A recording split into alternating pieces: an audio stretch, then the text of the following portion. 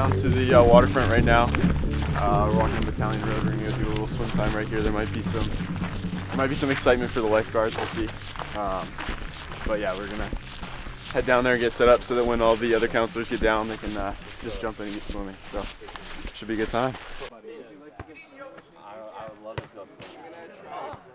All right, so right now we got a little lifeguard drill happening. So we're gonna have a little swim time as if we were campers, and then some people here are planted to cause a disturbance that the lifeguards are gonna have to react to. So it's really just judging on how sufficient our lifeguards are and how well we train them. So like all the staff are acting like the campers, basically. Yeah, basically. We're not acting obnoxious like campers, but we're trying to just simulate what it would be like in an actual camper week. Yeah. All the chaos, all the... Yeah, we got a little bit of volleyball happening here. All our lifeguards stationed out. But yeah, we'll see how this goes.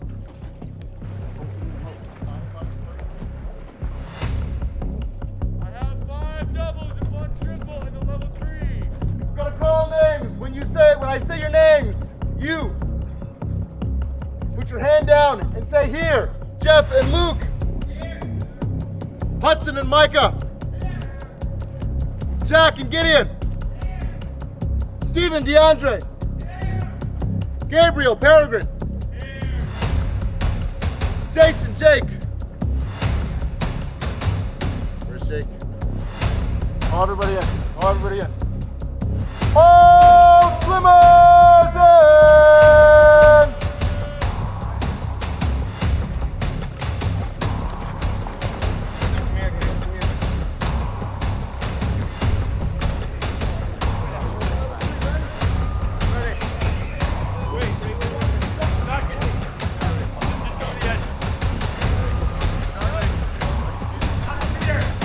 Admiral Peter!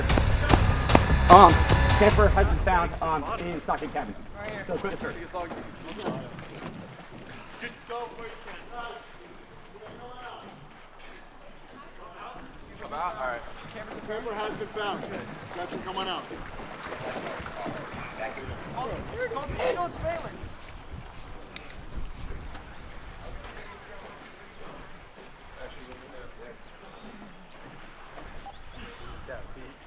Concludes our lost swimmer safety drill.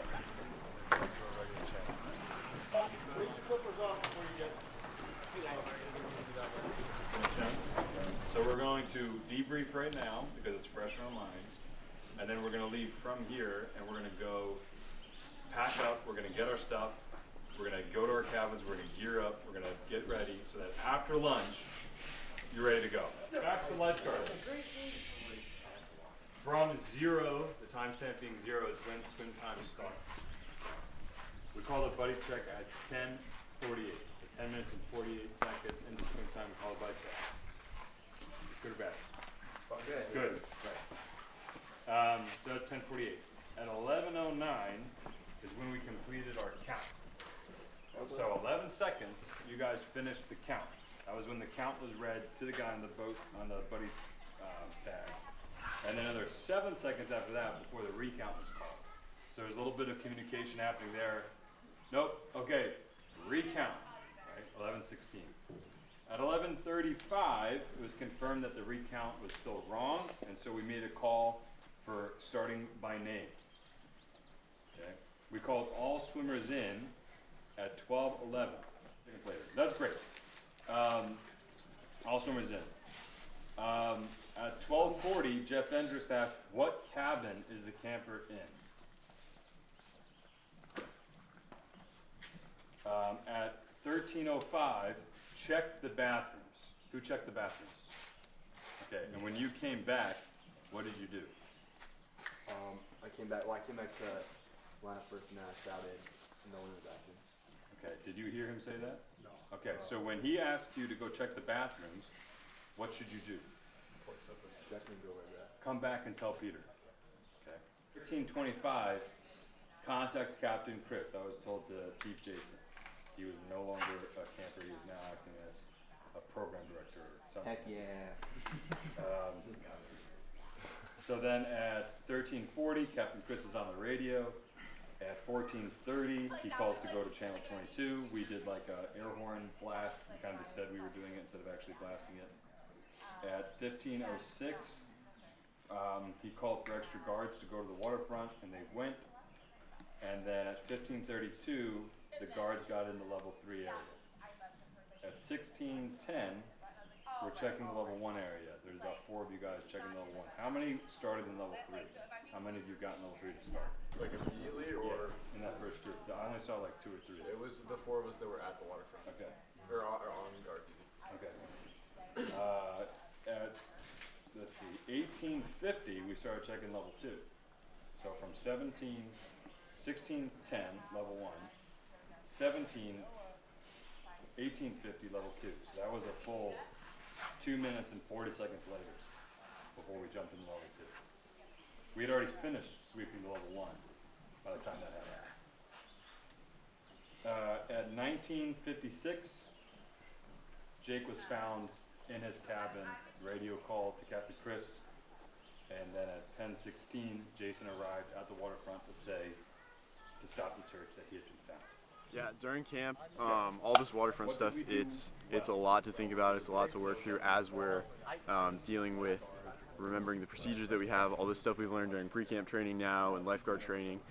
And then added on that, we have all the kids around. So it's super crucial for us to get all of this training done now during pre-camp and practice and talk it through, talk it over, get some feedback from administrators and the leaders to hear how we did, and just get hands-on time, because you're never gonna know what's happening when it all goes down in the real world. So just having these times for us to run through it, practice our skills, know what our roles are, practice taking the initiative, all that stuff is super crucial. For it. But if one or two of you who was just guarding that stepped up and started calling stuff too. But I don't think there's any like if we had more fins and goggles, I think we should get in the water, obviously. But still obviously keep a guard or two out with the tube just in case. But. All right, we're running kind of short on time. There's more comments that are really critical to share right now? If not, okay.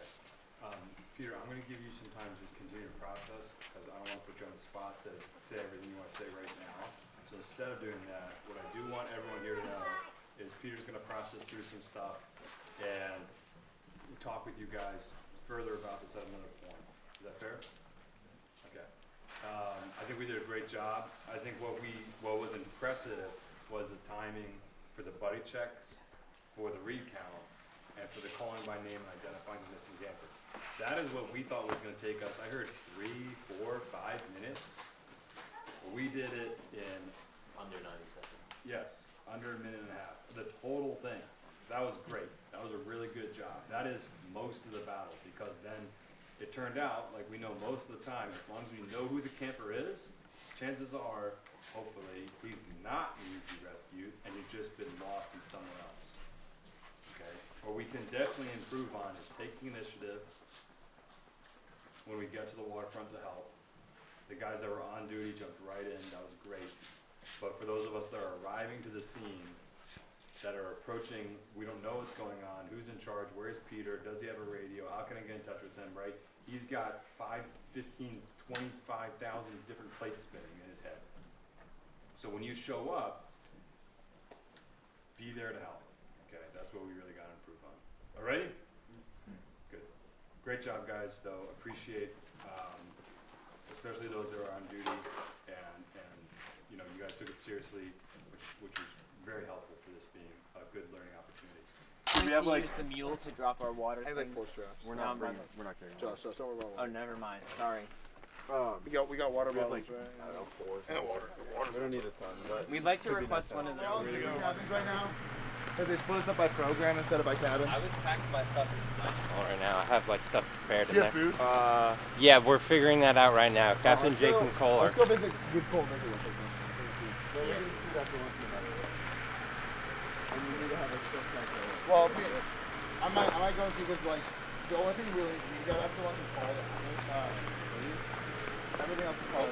Captain Cole is supposed to do you have food supposed to pick up, or should we come back later? Do you have food, or should we come back later? What did he say? I was thinking for this trip, you guys could all be the campers and I could be like, Evan, I don't know if you wanted to double check my bag, see if I'm bringing anything redundant.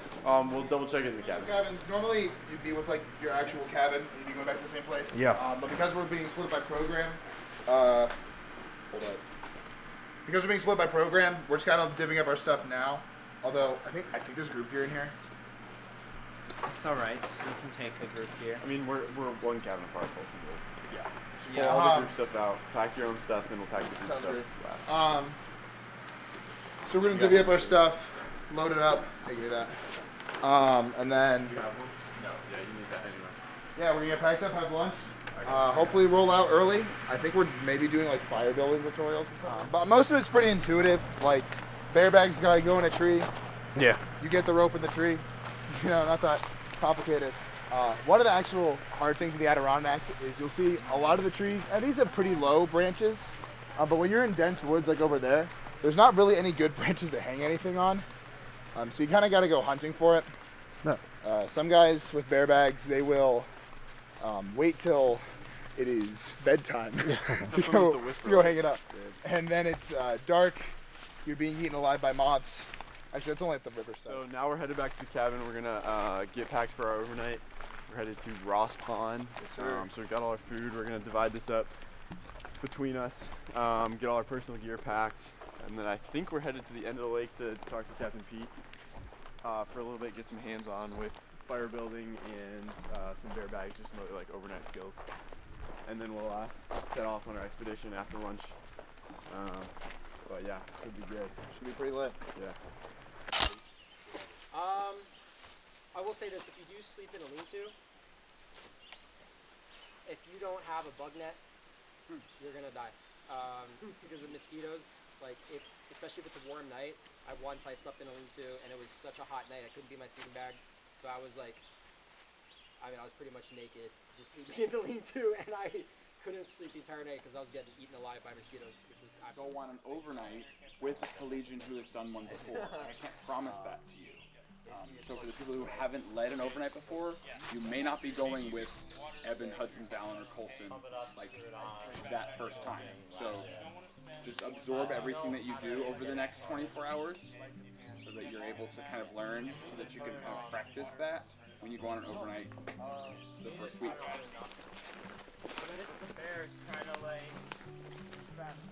Yeah, so we're out on our staff overnight tonight. We do these during pre-camp. Well, we do these during the camper weeks with the campers, just to get them out into the woods. We've got probably 8 campsites around Northern Frontier that we'll take them out to. It's such a good time. I'm a big fan of the overnights. I know some of the more experienced guys love them too.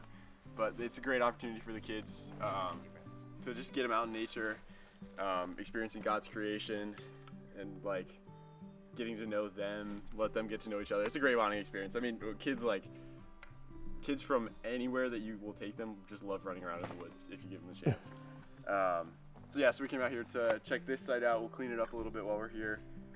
Spend some time out here getting to know each other, learning some of the overnight procedures of what we do when we have campers, and then we'll head back into camp tomorrow morning. So. Sorry. You could row those on. Go on a little date. fly fish?